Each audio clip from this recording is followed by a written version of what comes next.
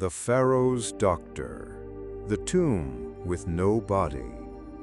4,100 years ago, a man walked the corridors of an Egyptian palace with a power almost no one else possessed. He could stop a poison. He could ease a pain no prayer had touched. He could stand beside a living God king, put his hands on that king's body, and be trusted to do it. He knew formulas ordinary Egyptians were never allowed to hear, words meant only for deities and for the men who ruled in their name. And when archaeologists finally opened his tomb in 2024, they found no body. No mummy, no gold, no sarcophagus waiting in the dark. Only walls, covered in paint so fresh it looked like the artist had just stepped out, and columns of sacred script carved by someone who believed every line mattered. Jars, vessels, strange geometric patterns, and a name repeated again and again, as if the stone were trying to keep him from being forgotten. His name was Teti Neb Fu. The tomb lay deep beneath the sands of Saqqara, in the shadow of pyramids that were already ancient monuments in his own lifetime. A Swiss-French archaeological team brought it back into the light after 40 centuries of silence. What they uncovered was not a treasure hoard. It was something rarer, a portrait written in titles of one of the most extraordinary men of the ancient world. To understand him, you have to understand the moment he was born into. This was the twilight of Egypt's old kingdom, the age that built the Great Pyramid and invented the idea of eternal stone. The sun still flashed off polished limestone. From a distance, Egypt looked invincible, but the cracks were already spreading. The pharaoh, Pepi II, had ruled longer than any king before him, by some accounts more than 90 years. A reign that long sounds like stability. It wasn't. A king who outlives his heirs, his advisors, and his own generation leaves a throne surrounded by exhausted power. Provincial governors grew rich, stopped looking to the capital, built their own tombs, kept their own wealth. And the Nile, the one thing Egypt could always count on, began to behave strangely.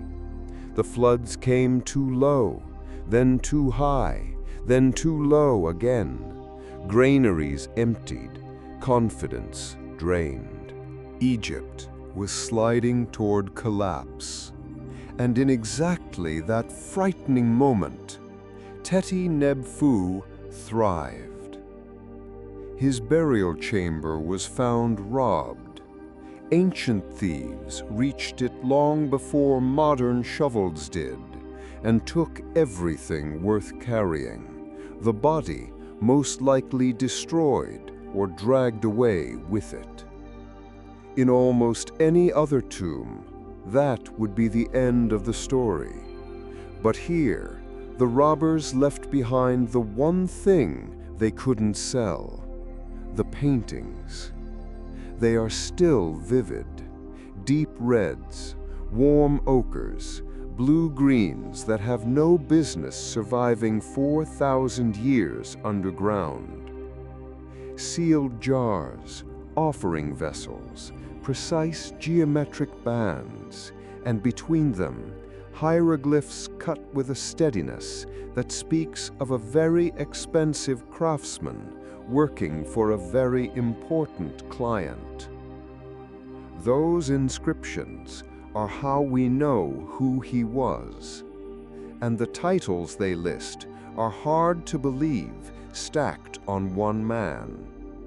The first is the strangest.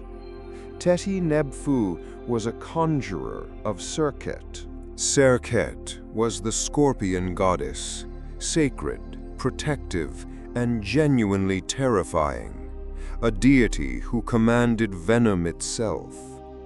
Egyptians believed she could halt poison in the blood, heal a bite, and shield the living from every toxic thing that crawled through the desert. To be called her conjurer was not poetry, it was a specialization.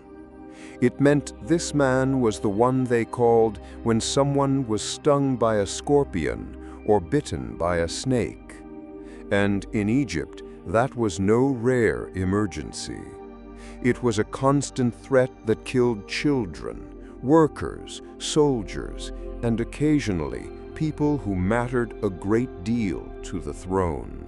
And he was important enough at it to earn a decorated tomb in the royal necropolis, quite possibly the leading authority on venom in the entire kingdom.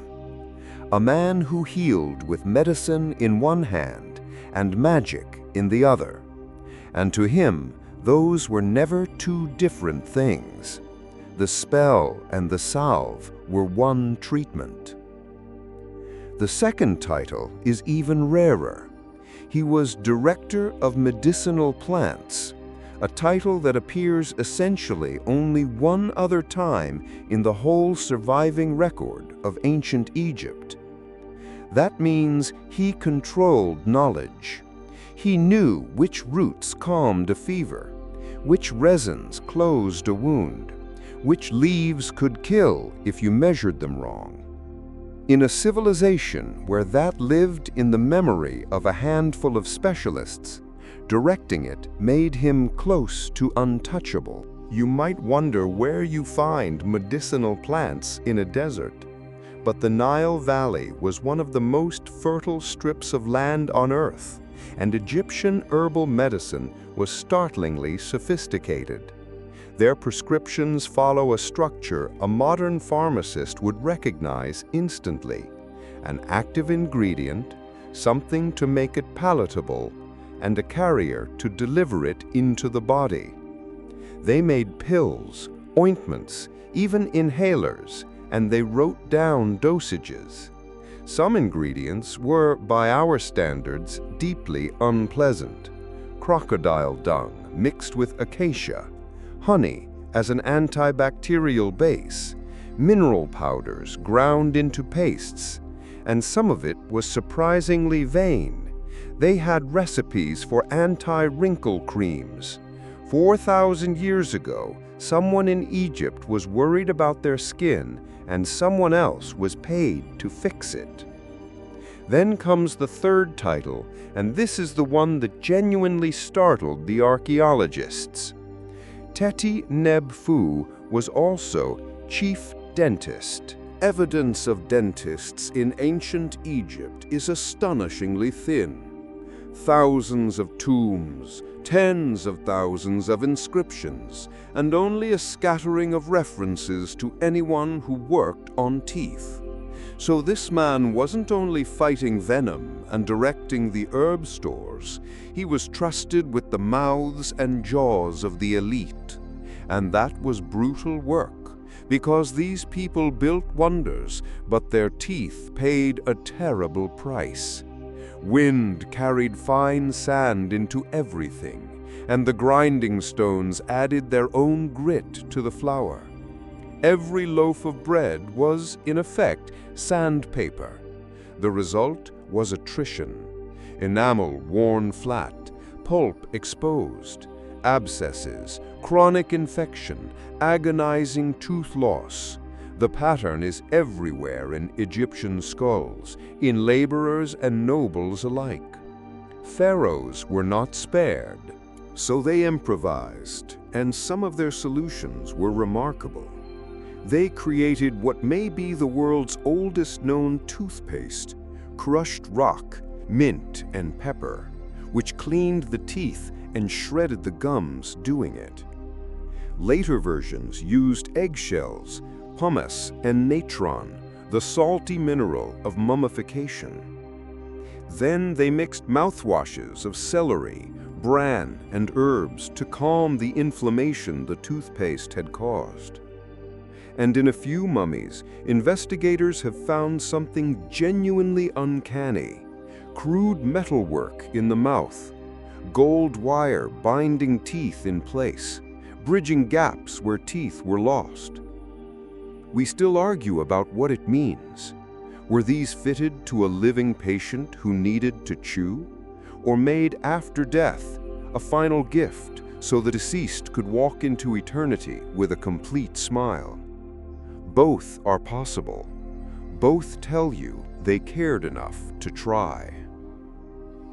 3 rare titles, 1 man, venom, plants, and teeth. Put yourself in his world for a second. There is no germ theory, no anesthetic, no way to know why a wound turns black or why a stung child stops breathing. And into that room walks someone who knows which bark to grind, which words to speak, which pressure to apply. And sometimes the patient lives. To everyone watching, that isn't medicine, that's power. Which is why archaeologists believe Teti Neb Fu was not simply a doctor with a good reputation. He was almost certainly a royal physician, the man who treated the pharaoh's own body. The location of his tomb, the quality of its decoration, and the concentration of titles all point one way. He had access to the most protected body in the kingdom. We don't know for certain which king he served. The timing puts him close to Pepi II, the pharaoh who ruled some 90 years and simply would not die. And it's hard not to smile at the thought that the king lasted that long, partly because the best doctor in Egypt was standing just behind his shoulder, with a satchel of herbs and a mouthful of spells against the scorpion goddess. But if that's true, it carries a shadow, because Teti Neb Fu also lived to watch it end. He would have watched the granaries thin out, the provinces stop obeying, the floods fail, the world's most confident civilization coming apart, while he was still the most learned healer inside it. The one thing all his titles couldn't cure was the death of an age. His tomb outlasted the kingdom he served. The thieves took his gold and his body and left him nothing but his name and his work, which 4,100 years later turned out to be the only part worth finding.